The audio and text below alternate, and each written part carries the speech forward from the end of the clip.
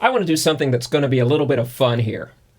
I have something strange and fascinating to show you. I was planning to purchase a new camera.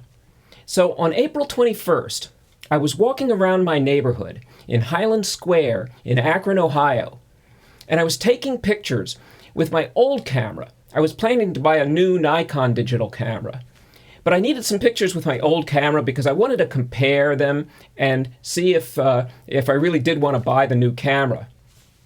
So I walked around my neighborhood early in the morning and took about 60 images or so, and I took them back and uploaded all the images into my computer. I wanted to look at them on a larger screen, and I wanted to look at them in detail to see if the resolution and quality were what I expected and if I could compare them to the new camera. Well, anyway, I'm going through the images, and on one of them I saw something very strange. Here, I'll just show you the picture. Does anyone see anything strange in this image? How about now? How about now if I enlarge it still further?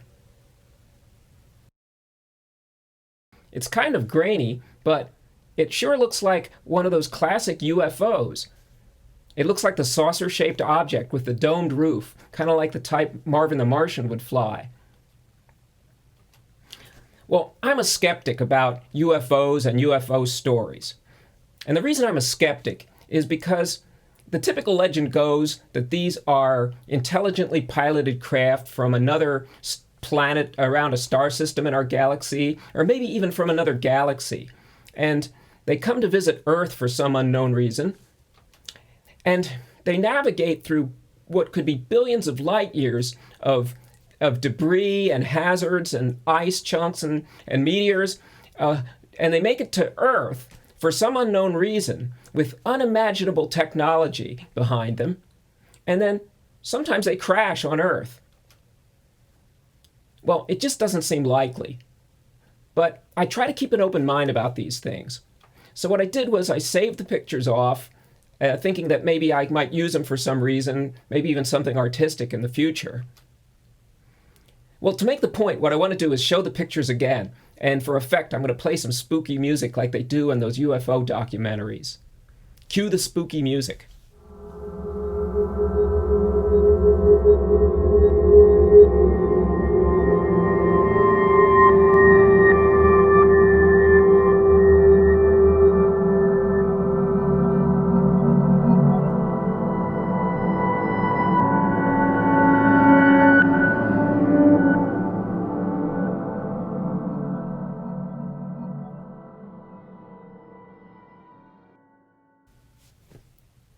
Well, you probably figured out by now that I'm going to spoil this delightful little mystery. It didn't escape my notice that in the original photo, the UFO at the side seems to have what sort of look like tail feathers. There's some little protrusions here on the side. I'm going to show the picture and circle them here, showing you what I'm talking about.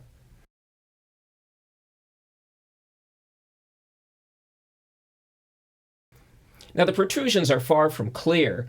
The whole thing's a little murky and grainy. And I could be willing to accept that what's sticking out of the side might be some type of weapon that the aliens are testing, or maybe it's some scientific instrument that the aliens are using in an experiment involving the Earth's atmosphere. Well, here's how I believe I solved the mystery. On Saturday, April 27th, it was a nice sunny day again, and I was walking around our neighborhood. I took pretty much the same route, and I took about 60 or 70 images or so from the neighborhood, and I was going to take these pictures back and compare them. So I took them back and uploaded the pictures onto my computer, and I was looking at them in detail so that I could examine them and compare them to the original photos. And I came upon another picture. It was taken from a place that was pretty much like a block away from where I took the first picture, and it reminds me very much of the UFO picture from the week before. Only this time, I believe that the flying object is identifiable. At least it looks identifiable to me. Here, I'll show you the image. And here it is blown up so that you can get a better look. What do you think? It looks a lot like the photograph taken a week earlier, but now the object in the photograph also looks quite a bit like a bird to me. Here, to illustrate my point, I'll show a blow-up of the image, and I'm going to show the outline of a bird that I think I see over top of the image.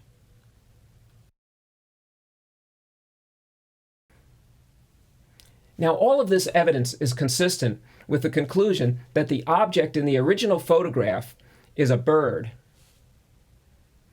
And that's a more probable explanation, given the fact that we have trillions of known birds flying around our planet, but we have no solid evidence that we've ever been visited by a spacecraft that's piloted by intelligent beings from another planet.